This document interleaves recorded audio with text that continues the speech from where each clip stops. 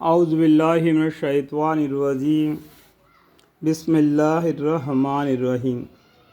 سورہ یونس کا 5واں رکوع یہاں سے شروع ہو جاتا ہے۔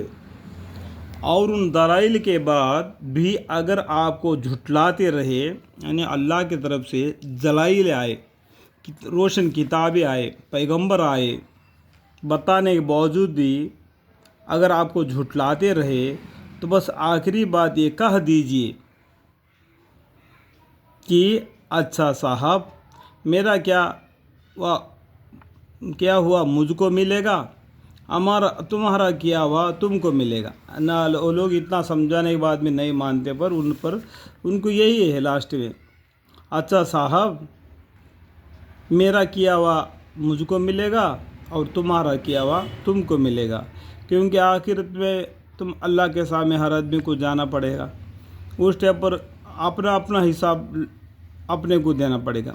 فَمَن يَعْمَلْ مِثْقَالَ ذَرَّةٍ خَيْرًا يَرَهُ وَمَن يَعْمَلْ مِثْقَالَ ذَرَّةٍ شَرًّا يَرَهُ۔ تم میرے کیے ہوئے کے جوابدہ نہیں ہو اور میں تمہارے کیے ہوئے کا جوابدہ نہیں ہوں۔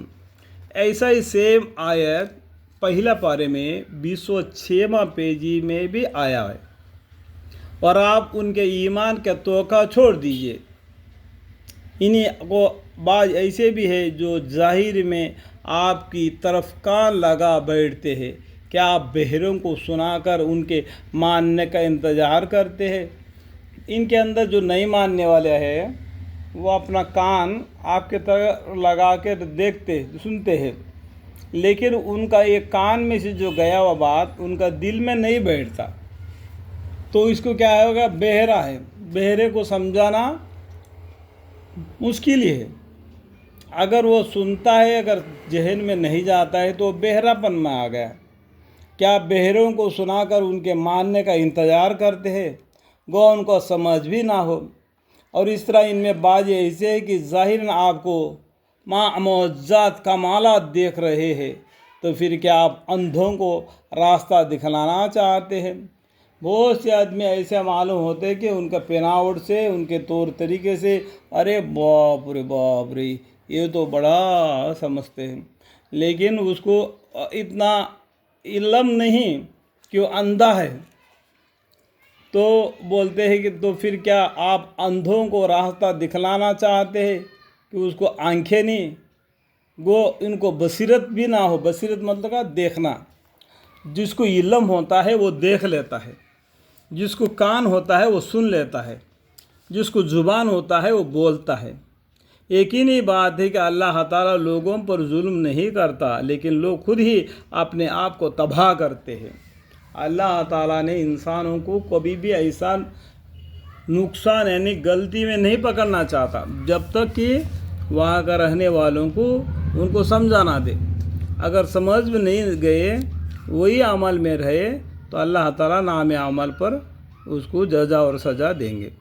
اور ان کو وہ دن یاد دلائیے جس میں اللہ تعالیٰ ان کو اس کیفیت سے جمع کرے گا کہ وہ ایسا سمجھیں گے کہ گویا وہ دنیا یا برزخ میں ساری دن کی ایک آدھی گھڑی رہے ہوں گے۔ دیکھو، زندگی میں بھی ہو اور برزخ میں ہو۔ اب برزخ کا کیا معلوم ہے؟ برزخ مطلب کیا ہے؟ آدمی جب مر جاتا ہے، جب قبر میں اس کو ڈالتے ہیں، اوپر مٹی ڈالتے ہیں، تو وہ برزخ زندگی میں گیا۔ وہاں سے لے کے قیامت آنے تک اس کو بولتے ہیں برزخ زندگی۔ یہ دنیا کی زندگی کیا ہے؟ آزمائش کی زندگی، حیاتی زندگی۔ تو مرنے کے بعد برزخ میں گیا، اس کے بعد میں اللہ تعالیٰ اس کو دوبارہ زندہ کر کے اٹھائے گا اور اللہ کے سامنے جمع کر کے ان سے حساب لے گا۔ سورہ رحمان میں بھی لکھا ہوا ہے، عنقریب ہم آپ تمہارے حساب کے لیے خالی ہو جاتے ہیں۔ فَبِأَيِّ آلَاءِ رَبِّكُمَا تُكَذِّبَانِ۔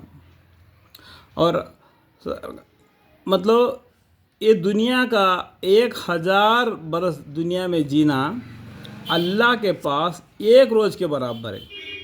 یہ کہاں لکھا ہوا ہے؟ سورہ حج میں لکھا ہوا ہے۔ یعنی اس سے آپ سمجھو کہ دنیا برزخ میں سارے دن کی ایک آدھی گھڑی رہے ہوں گے، اس اندازے میں آپ خیال کرنا۔ اور آپس میں ایک دوسرے کو پہچانیں گے بھی۔ اور واقعہ اس وقت سخت خسارے میں پڑے وہ لوگ جنہوں نے اللہ کے پاس جانے کا جھٹلایا اور وہ دنیا میں بھی ہدایت پانے والے نہ تھے۔ اور جس عذاب کو ان سے ہم وعدہ کر رہے ہیں اس میں سے کچھ تھوڑا سا عذاب اگر ہم آپ کو دکھلا دیں یا اس کو نزوال کے قبل ہی ہم آپ کو وفات دے دے سو ہمارے پاس تو ان کو آنا ہی ہے۔ پھر سب کو معلوم ہے کہ اللہ ان کے سب افعال کی اطلاع رکھتا ہے۔ یہ ہو معنی ہے قرآن کا۔ اور ہر امت کے لیے ایک حکم پہنچانے والا ہوا، یعنی جتنے بھی امت دنیا میں آئے سبھی امتوں میں ایک ڈرانے والا اللہ کی طرف سے آیا، یعنی پیغمبر آئے۔ 1,25,000 یا 1,80,000 پیغمبر آئے، بہت سی کتابیں نازل ہوئی۔ چندے پیغمبروں کے بارے میں، چندے کتابوں کے بارے میں اس قرآن میں آپ کو بتلایا جا رہا ہے تاکہ قرآن ہماری امت کے لیے آسان ہو۔ سو جب ان کا وہ رسول ان کے پاس آ چکتا ہے، وہ حکام پہنچا دیتا ہے جو اللہ کی طرف سے آئے، تو اس کے بعد ان کا فیصلہ انصاف کے ساتھ کیا جاتا ہے اور ان پر ذرا ظلم نہیں کیا جاتا۔ اور یہ کہتے کہ اے نبی صلی اللہ علیہ وسلم اور مسلمانوں، یہ وعدہ عذاب کا کب واقع ہوگا؟ یہ کافی لوگ بولتے ہیں کہ جب یہ قیامت کر کے تمہیں آپ کو ڈراتے ہیں، یہ کب ہوگا؟ اگر تم سچے ہو تو بتلاؤ، تو واقعہ کیوں نہیں کرا دیتے؟ ایسا جلدی مچا رہے یہ کافی لوگ۔ آپ فرما دیجئے کہ میں خود اپنی ذات خاص کے لیے تو کسی نفع کا خاص کرنے کا اور کسی ضرر کا دفع کرنے کا اختیار رکھتا نہیں، مگر جتنا اختیار خدا کو منظور ہو، یعنی اس کا علم میرے پاس نہیں قیامت کب آئے گا۔ اس سے پہلے بھی ایک آیت آیا ہے کہ بھید کی بات مجھے معلوم نہیں۔ یہاں پر کیا بولتے ہیں کہ قیامت کب آئے گا وہ مجھے معلوم نہیں، وہ اللہ کے علم میں ہے۔ اللہ جب چاہے گا وہ لائے گا۔ یہ دو باتیں ہو گئے۔ اور شب معراج میں یہ لوگ بولتے ہیں کچھ لوگ کہ اللہ کو پیغمبر صلی اللہ علیہ وسلم نے دیکھا، لیکن اس میں اختلاف ہے۔ بخاری شریف میں ماں عائشہ رضی اللہ عنہا سے یہ روایت ہے کہ پیغمبر صلی اللہ علیہ وسلم نے معراج میں اللہ کو نہیں دیکھا۔ اگر اس طریقے سے دیکھا کر کے بولا ہے تو وہ جھوٹا ہے۔ تو یہ تین باتیں آپ کو آ گئے یہاں پہ، بھید کے بعد، قیامت کے بعد، اللہ کو دیکھا۔ ہر امت کے لیے عذاب کے لیے اللہ کے نزدیک ایک معین وقت ہے، وہ وقت آ جائے گا، وہ اس امت ہلاک ہو جائے گی۔ اس میں جو اللہ کو ماننے والے ہیں، پیغمبر صلی اللہ علیہ وسلم کی پیروی کرتے ہیں، ان کو اللہ تعالیٰ بچا لیں گے۔ سو جب ان کا وہ آ چکتا ہے تو اس کو وقت ایک ساتھ نہ پیچھے ہٹ سکتے ہیں اور نہ آگے سرک سکتے ہیں۔ یہ ان امتوں کے بارے میں بتایا۔ ہمارے لیے قیامت آنے تک، قیامت کب آئے گا وہ اللہ بہتر جانتا ہے۔ آپ اس کے متعلق فرما دیجیے کہ یہ تو بتلاؤ کہ اگر تم پر اس کا یعنی خدا کا عذاب رات کو آ پڑے یا دن کو، تو یہ بتلاؤ کہ اس عذاب میں کون چیز ایسی ہے کہ مجرم لوگوں کو اس کو جلدی مانگ رہے ہیں۔ ابھی جلدی منگا وہ عذاب کیا ہے کر کے پوچھ رہے۔ اگر رات میں یا دن میں اللہ کی طرف سے وہ عذاب آ جائے گا تو کون تمہارا حفاظت کرے گا؟ تم جس کو جلدی مچا رہے ہو، یعنی اس کا علم تم کو نہیں، اس لیے تم جلدی باز کر رہے ہو۔ اللہ تعالیٰ بہت صبر کرتے ہیں، صبر کرنے والوں سے بڑھ کر صبر کرتے ہیں اللہ تعالیٰ۔ مرتے دم تک صبر کرتے ہیں کہ مرتے وقت سکرات حالت میں بھی یا اللہ مجھے معاف کر، یا اللہ مجھے معاف کر کے مرتا ہے کیا نہیں۔ یہاں تک اللہ تعالیٰ صبر کر کے کافر کو بھی رزق پہنچا دیتے ہیں۔ دیکھو دنیا میں کتنے اللہ کو ماننے والے ہیں، کتنے نہیں ماننے والے ہیں، سب کو اللہ رزق پہنچا دیتا ہے۔ اتنا صبر والے اللہ تعالیٰ۔ کیا پھر جب وہ موعود آئی پڑے گی اس وقت اس کا تصدیق کریں گے کہ جب وہ ایک دم عذاب آئے گا اس وقت تصدیق کریں گے کہ مانا حالانکہ اس پہلے سے تم باقصدت تکذیب اس کے جلدی مچایا کرتے تھے۔ جب ایک دم اس کے اوپر اچانک عذاب آ گیا تو چلانے لگیں گے۔ تو بتاؤ ابھی چلانے کا کیا مطلب رہ گیا؟ پہلے تو تم بولتے تھے کہ منگاؤ منگاؤ، جو اللہ کا حکم آ گیا تو چلا اٹھے کہ ہم ہی ظالم تھے۔ پھر ظالموں یعنی مشرکوں سے کہا جائے گا کہ ہمیشہ کا عذاب چکو، تم کو تو تمہارے ہی کا بدلہ ملا، یعنی تم لوگ تمہارے ہاتھوں سے جو گناہ کی ہے اس کا ہی بدلہ تم کو ملا۔ اور وہ آیت تعجب و انکار آپ سے دریافت کرتے ہیں کہ کیا وہ عذاب وہاں کا امر ہے کہ وہ پکا آئے گا، حق ہے؟ آپ فرما دیجئے کہ ہاں قسم ہے میرے رب کی، وہاں کا امر ہے۔ وہاں کا مطلب قیامت کا بارے میں بھی بہت سی جگہ پر انڈائریکٹ میں نام لیا گیا ہے کہ وہ اشارہ قیامت کی طرف بتاتا ہے، جیسا کہ ہمارے پیغمبر صلی اللہ علیہ وسلم کا نام بھی بہت سی جگہ پر انڈائریکٹ میں لیا گیا ہے کہ وہ اشارہ ہمارے پیغمبر طرف کرتا ہے، اور تم کسی طرح اسے یعنی خدا کو عاجزی نہیں کر سکتے، اس میں تم اللہ کو ہرا نہیں سکتے۔ اللہ کا حکم جیسا ہے وہ آ کر رہے گا، وہ عذاب دینا چاہے اور تم بچ جاؤ، یعنی اللہ اگر عذاب دینا چاہے گا تو کافر لوگ بچیں گے نہیں۔ یہاں تک سورہ یونس کا 5واں رکوع ختم ہو چکا۔ اس کے بعد میں 6واں رکوع شروع ہو جاتا ہے۔